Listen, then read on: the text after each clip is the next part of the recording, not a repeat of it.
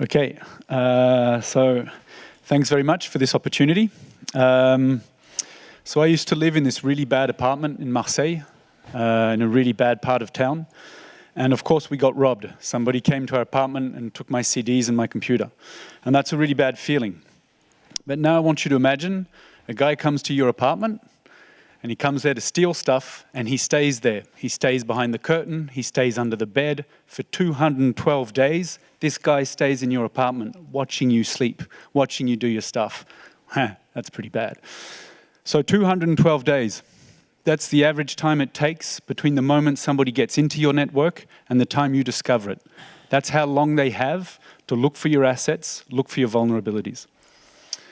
75% of victims of complex attacks, and mainly ransomware, had up-to-date endpoint management, which means that people are going to find a way around your endpoints. It's inevitable. It is just going to happen.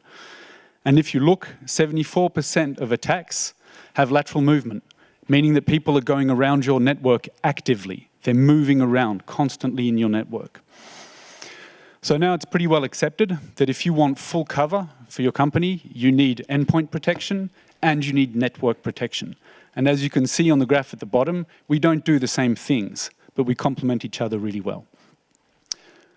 So we're Custocy, and we do network detection and response. And at the core of our technology is a very sophisticated artificial intelligence, and we've put that at the heart of everything we do. And this artificial intelligence is called the meta-learner. So why do you need AI? Why can't you just use signature-based things that you can find by threat intelligence? Well, remember that attackers have the same database as you have, and they have access to the same tools you have. So they know exactly how to threshold attacks, payloads, to get around the signatures. But getting around an artificial intelligence is much harder, because the artificial intelligence adapts, it changes its scores constantly, and you can't just try to fight it by setting a cursor on your attacks, because it's going to adapt. So attacks happen on multiple timescales. Injection of a file is very fast. Exfiltration of data can be fast, but it can be very slow, and it can take days or it can even take weeks. So what we did was to create an artificial intelligence that is like that. Our artificial intelligence works at different scales of time, and that's its originality. So we have in our solution 5 different components of artificial intelligence. The first one looks at millisecond data. So it's looking at the packets that are going through your network at millisecond level response. And so it's trying to see, is there a strange pattern in the packets that are going across this network? And then we have another artificial intelligence that's looking at seconds. And this one is looking at conversations between assets. So flows in the network. What sort of protocol is being used? What's the total size of the payload of this exchange? And that's what this artificial intelligence is looking for. We have a third artificial intelligence that's looking at minute types of scales. And it's trying to see how many other IP addresses is this asset communicating with? How many other IP addresses from outside are trying to communicate with this asset? And that's good for finding scans, it's good for finding distributed attacks. And we have a fourth artificial intelligence that's looking at days, weeks, and months. It's trying to understand the behavior of your network. It's trying to see, is it normal that on a Sunday night, somebody is exfiltrating 4 gigabytes of data via FTP or BitTorrent? No, that's not normal. And that's the kind of behavior that the fourth artificial intelligence is looking at. And finally, we have the mother of all artificial intelligence at the center, which is the meta-learner. And what this meta-learner does is that it looks simultaneously at all the other artificial intelligences across 4 different scales of time, and it tries to correlate all this data. And it says, well, given what I've seen at the millisecond level, given the signature I've seen of packets, given the behavior I know of this network across days, there's something wrong happening here. So the result of this meta-learner is 88 times less false positives than if you're just looking at network flows. So if you have the best artificial intelligence in the world, but it's only looking at network flows, well, you're going to have 88 times more false positives than we have. And for us, that was a major advance, because that's one of the big problems of artificial intelligence, is the number of false positives. Of course, in our solution, we also have sources of threat intelligence. We integrate multiple ones. If we think that we have a source of threat intelligence that can bring us something we don't have, we will integrate it into the solution. So what does this look like? This is hypervision, this is the interface. And what you can see up the top here, that's an attack. That's the APT29. And here you have all the procedures that are associated with this attack. We want the interface to be as simple as possible and to only show you things that are very serious. So how do we score this attack? So this attack is scored pretty high on this graph. And how we do that is we take all the procedures we have seen, all the abnormalities we've seen, and we try to project them into MITRE ATT&CK and to ANISA standards, and we try to reconstitute the attack, the chain of the attack, from the reconnaissance to the lateral movement, and then to exfiltration. And while we see more and more procedures and more proof of an attack, this score will gradually move up. And finally, we also pride ourselves in having one of the most explainable AIs, meaning that if you want to, and if you want to have a drill down very deep, you can actually go down and find exactly how our artificial intelligence made its prediction, what it used. Did it use the number of IPs, what protocols were used? You can have as much detail as you want on how our AI works. So that's good for you, because it gives you trust in our solution, and it's good for us, because we can make our AI better by learning from its mistakes. Okay, so just to come back on what I've said. So we've got a very strong AI backbone. We have it run in the cloud because we want it to be hyperscalable. We use a dedicated data lake to timescale data, which means that we can grow with thousands and a huge number of IP. And also, another important point that I can't stress enough is that it's up to us to integrate into your solution.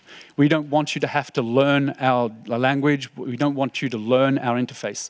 We will interface with you. Whatever you use, we want to make sure it integrates into your solutions.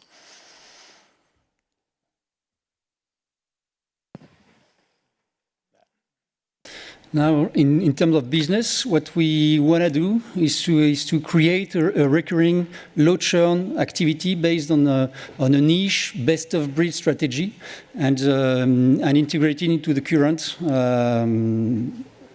customer SOC ecosystem. Custocy, our business model is a SaaS offer. So you will sign a multi-year contract in exchange of our services and monthly invoices. The pricing is based on IP, on the number of IP. We've recently secured a 3 million euros round of financing with BPI France and Capital Croissance to fund the very important functions: sales, marketing, customer success, as Elena was saying. And we see significant growth in front of us as we are targeting 5 million euros worth of sales in 2026. Custocy is a 14 people, 1-4 company based in Toulouse. 30% of our workforce has a PhD, either in artificial intelligence or cybersecurity. So we have a very strong content, technological content into our startup. We have very strong bond with the academic research. It's important for us, and we will strengthen that bond with this academic research. And we've recently been selected into the Tech for Trust program in Switzerland. It's the Swiss cyber ecosystem, so it will give us access to this important market. In terms of roadmap, the goal of 22 for us was to turn our technological brick into a product. The goal was to deliver the MVP mid-September, and mid-September the MVP was available. 23 will be more of an operations consolidation year. So we will. The goal of 23 will be to test, to robustify our operations, and to aim at customer satisfaction. It's very important to do good when we do something. So we will limit ourselves to, let's say, 10-15 customers max in 23. And the scale up will be starting from 24 and on, first in France and then in Europe. And finally, I wanted to close this speech with a call for action. It was very important for us to pitch in this investor day because we need you, dear jury members. It would be important for us to first to give visibility to Custocy, but also why not win an award today, so we can more easily have access to POCs. We have an aggressive proof of value scheme, so the solution is available today. It's easily deployable without risk for the customers. We offer a free 30 days try and buy period, and we will dedicate one network expert and one data analyst from Custocy to support the customers through this experience. And we hope that once we go Custocy, they will never come back. Thank you very much. And if you have any questions, feel free to ask.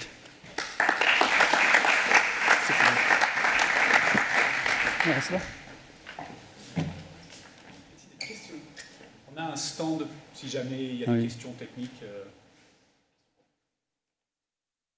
Remonte, William. Non, je parle pas. Thank you very much. And just to know, which solutions do you replace or integrate with in the enterprise if I place myself as a buyer?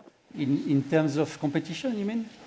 Yeah, when you arrive in the enterprise, what place do you take in the stack, and do you replace something? Or we complement. So the niche strategy that we have is to offer a network detection and response solution. So the solution that we replace, if any, would be the network detection. We know that the market has a bias towards CM and EDR. And XDR now. But the approach that we have is a complementary approach.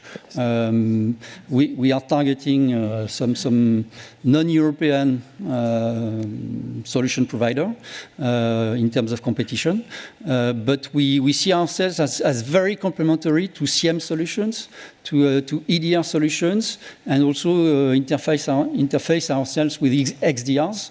And we have started already this work of integrating solutions, integrating our output with the CM input, with EDR and XDRs.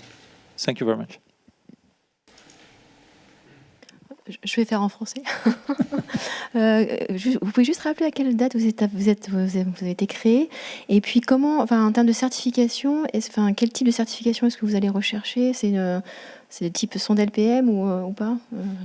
On a été créé en 2019 et pendant 3 ans, on a maturé les briques techno. Et on a aussi eu le Covid, donc ça a complexifié un peu toutes les affaires. Mais pendant 3 ans, donc, on a fait des zigs et des zags pour trouver notre positionnement, trouver la bonne technologie. Et là maintenant on l'a. Fin 2021, on a décidé d'un MVP et notre plan de marche.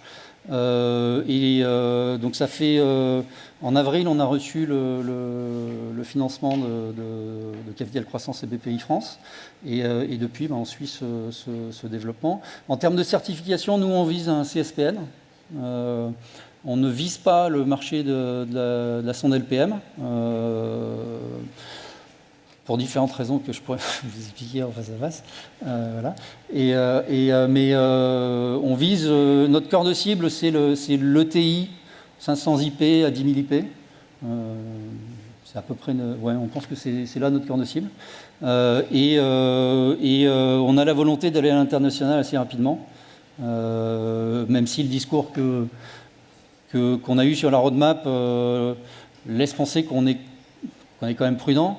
Mais on sait saisir les opportunités aussi quand elles arrivent à l'international, comme la Suisse, même si on a notre plan, notre feuille de route qui est tracée entre la France, l'Europe. Et puis à un moment, on devra aller aux US parce que c'est 60% du marché. Donc on ne peut pas se battre pour des miettes comme ça. Moi, j'ai une question rapide. Merci pour le pitch, Bertrand Blond. Petite question sur, selon vous, c'est pas une question piège, hein, mais selon vous, quels sont vos principaux compétiteurs en France et à l'international? Si vous aviez des noms à nous donner, c'est quoi? Darktrace et selon Vectra. vous. Darktrace et Vectra. Ouais. Merci.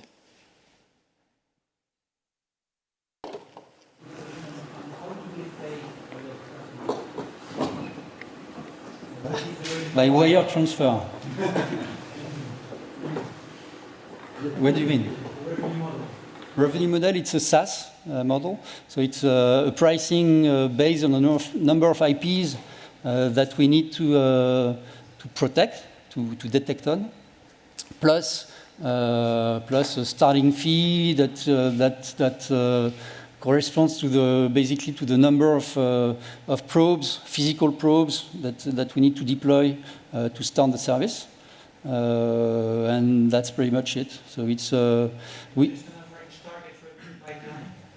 it depends. It really depends on the network, on the number of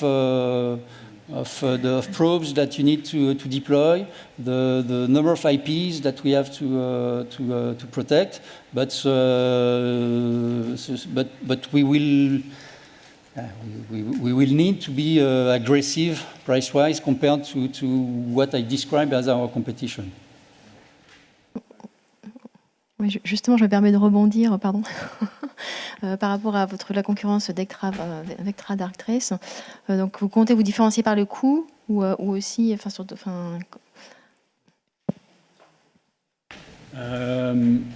Donc en fait, le gros différenciant qu'on cherchait, c'était par rapport au faux positif. Donc c'est pour ça qu'on a mis autant de temps à développer la brique techno.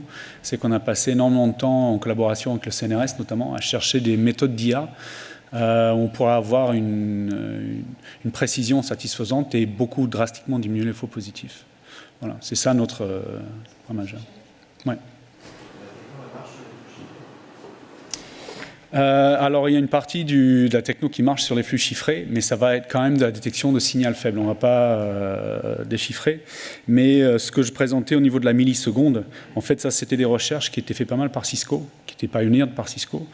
Et on utilise des réseaux de neurones à mémoire courte pour rechercher des patterns dans les paquets. Mais non, c'est les seules signatures qu'on aura sur les flux chiffrés.